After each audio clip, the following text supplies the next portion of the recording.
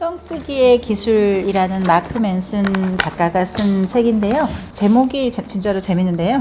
신경 끄기의 이 기술을 해서 그림부터가 쓰레기통이고 하여간 뭔가를 버리라는 메시지를 주고 있는 것 같아요. 처음에 프롤로그에서 이 작가가 하려고 했던 말의 거의 대부분을 한 것 같은데, 중요한 것만 남기고 모두 지워버려라. 그래서 버리라고 해서 사실 다 버리는 건 아니고, 이 버리라는 거의 핵심이 사실은 더 중요한 말이 앞에 있는 거죠. 중요한 것만 남겨라가 더 중요한 것 같습니다. 그래서 저는 재밌었던 표현이 시작하자마자 셋째 줄에 나는 장래 희망을 옷보다도 자주 갈아입었다. 그러니까 굉장히 재미있고 공감이 갔습니다. 그리고 당신 삶에서 중요한 것과 덜 중요한 것을 구분하고 선택한다는 건데요. 우리가 요즘 사람들이 다들 전염성 정신병을 앓고 있다. 사실 정신병도 못지않게 전염력이 강하기 때문에, 그래서 문제는 사람들이 무엇을 포기해야 하는지 모르는 거다. 뭘 해야 할지 모르는 게 아니고 사실은 뭘 포기해야 할지 모른다라고 하는 거고요.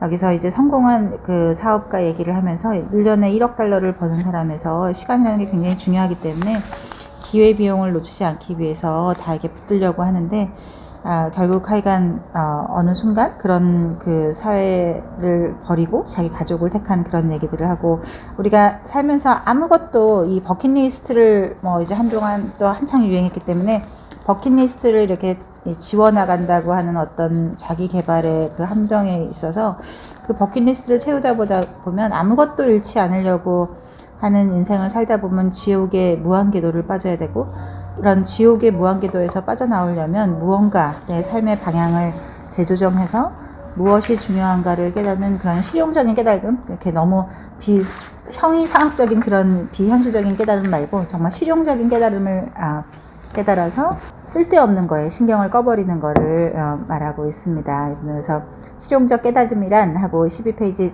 위에 보면 삶이 늘 어느 정도 고통스럽다는 사실을 순순히 인정하는 것이다. 이 고난을 받아들일 때 결국 우리가 천하무적이 될 수 있다. 그래서 우리가 살아가는 길은 결국 고통을 견디는 법을 배우는 것이다. 고통을 우리 옛날 드라마에서 극복하고 막 이렇게 무조건 이겨내는 게 아니라 그냥 견디는 법을 배우는 것이다. 그래서 위대함이라고 하는 거는 마음에서 만들어내는 환상이고, 이 저자가 하고 싶은 거는 고통을 도구로, 트라우마를 힘으로, 그리고 문제를 더 나은 문제로 바꿔놓을 것이라는 것이 이 사람이 생각하는 발전이자 성장이라고 하는 것입니다. 그래서 마지막에 다시 한번 모두 지워버리는데 가장 중요한 한 부분만 남기고 이거 하는 법을 가르쳐 주겠다고 서문에서 썼습니다. 그래서 이제 총 이 9장에 걸쳐서 쓰여져 있는데요. 1장에서는 제목들이 굉장히, 제가 보기에는 이분이 이렇게 유명한 이유는 정말 말을 참 잘 쓴 것 같아요. 이제 48년생이니까, 네. 제가 처음에는 이 사람 나이를 별로 생각을 못하고, 그래도 꽤 뭔가 40대 이후에 인생 경험이 많은 사람이라고 생각했었는데, 한참 읽다 보니까, 나중에 보니까 이렇게 고통을 한 10년쯤 겪고 나서의 어떤 그게 30살 중반이라 그래서, 그럼 도대체 이 사람이 저 많은 거를 겪었던 게 20대구나. 이렇게 하다 보니 굉장히 젊은 나이에 굉장히, 하여간 사람들한테 영향력을 많이 주는 그런 사람이 된 것 같아요. 첫 번째, 이 찰스 부코스키라는 어떤 작가에 대해서 예를 들어서 설명하고 있는데요.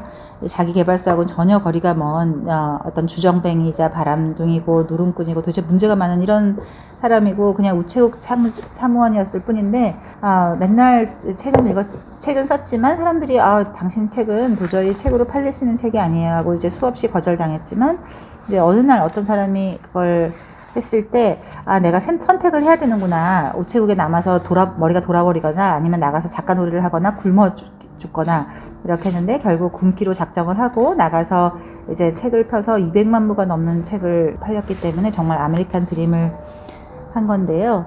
그 훌륭한 성공을 이룬 사람의 묘비에 SG마라고 써놨다고 합니다. 그래서 이 사람이 정말 성공했던 진짜 이유는 실패를 초연했기 때문에, 성공하려고 애쓰지 않았기 때문에 그 사람만의 독특한 문체가 되지 않았을까라고 말하고 있고요. 그래서 좋은 삶을 살려면 더 많이 신경 쓸 게 아니라 더 적게 신경 써야 한다 하고 22페이지에 위에 있고요.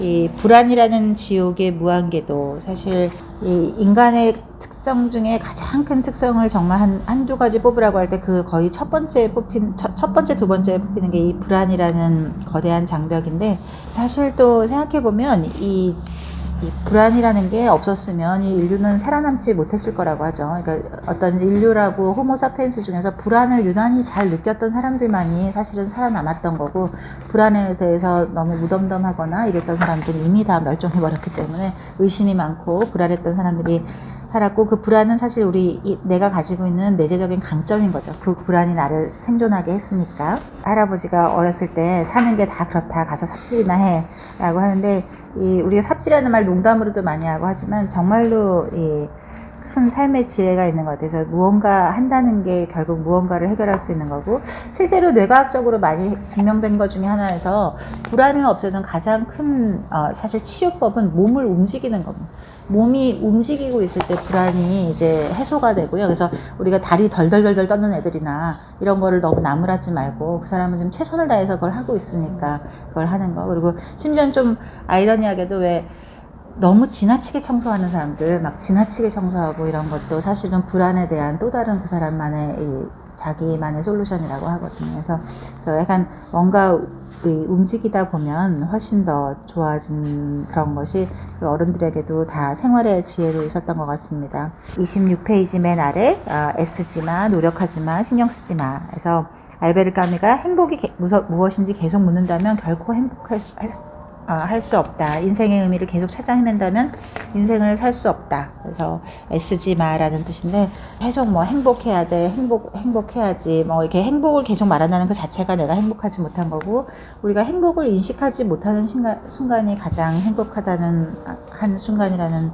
말이 있듯이, 여기서는 그런 거에 너무 집착하지 말고 오히려 그냥 신경을 덜 쓰는, 오히려 모든 것에 신경을 덜 쓸 때가 능력을 훨씬 더 발휘할 수 있고, 그것을 이 사람은 역효과의 법칙이라고 말하고 있고, 그것이 부정을 추구해서 긍정을 낳는 그런 방법을 말하고 있습니다. 그래서 그 가치 있는 것을 얻으려면 그에 따르는 부정적인 경험을 극복해야 된다. 그래서 이게 그 붉은색 글씨로 하이라이트 된 것이 작가가 강조하고 싶은 것이니까요. 그래서 고통 회피는 일종의 고통이다. 그리고 투쟁 회피도 마찬가지고, 부정하는 것도 은폐하는 것도 모두 다 좋지는 않다라고 하는 거고요. 그야말로 life is suffering이라는 말이 있듯이, 그냥 삶이라는 것이 그냥 그 고통이라는 그 자체를 잘 이해하면 우리가 좀 더 나아지지 않을까 하는 거고요.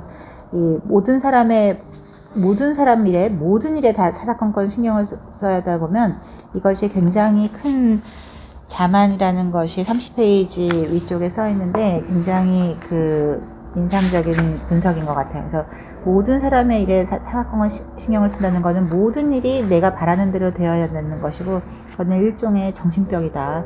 인생의 터닝포인트로 저자가 신경 끄기의 기술을 얘기하고 있는데, 신경 끄기는 그냥 무심함이 아니다. 첫째, 그냥 다름을 그냥 받아들이는 거다. 그래서 의미 있는 선택을 할 수가 없기 때문에, 그럼 우리가 제일 중요한 것은 무엇에 신경 쓸 것인가. 신경 안 써요. 이거는 정말 그냥 사이코패스가 하는 거라서, 그런 사이코패스에 나는 신경 안 쓴다는 의미하고는 매우 다른 것이고, 33페이지 위에 보면 인생에서 중요하지 않은 것에 대해서 그냥 꺼져버려. 그리고 꺼져버려라고 말하는 것이고, 그리고 진짜 중요한 것만을 위해서 쓸 신경을 따로 남겨놓는다는 거. 우리 브레인 뇌구조에서 할당할 수 있는 그 에너지와 그런 뇌구조가 정해져 있기 때문에, 중요하지 않은 것에 대해서 꺼져라고 말을 하고, 중요한 것에만 오로지 신경 쓴다고 하는 겁니다. 두 번째는, 고난에 신경을 쓰지 않으려면 중요한 무언가에 신경을 써야 한다. 이게 아무것도 신경을 쓰지 않으면서 있다 보면 사람들이 이 눈앞에 닥쳐진 고난에만 가기 때문에, 무언가 내가 신경 쓸 것을 미리 정해두면 그것이 훨씬 더 좋다라고 하는 겁니다. 해피엔딩이란 동화에서나 나오는 거야 라고 하는 거고요. 문제없는 삶을 꿈꾸지 마. 그런 건 없어. 그 대신에 좋은 문제로 가득한 삶을 꿈꾸도록 해. 그래서 문제가 없는 삶은 없고, 근데 조금 더 나은 문제, 더 좋은 문제를 가지는 거에 신경 쓰자라고 하는 겁니다. 그래서 우리 인생을 결정짓는 두 가지 질문은, 당신은 어떤 고통을 원하는가? 무엇을 위해 기꺼이 투쟁할 것인가? 우리가 어차피 모든 사람은 모두 다 고통이 있다는 거를 받아들이고, 그것을 위해서 어떻게 투쟁할 것인가를 하라는 것이고요.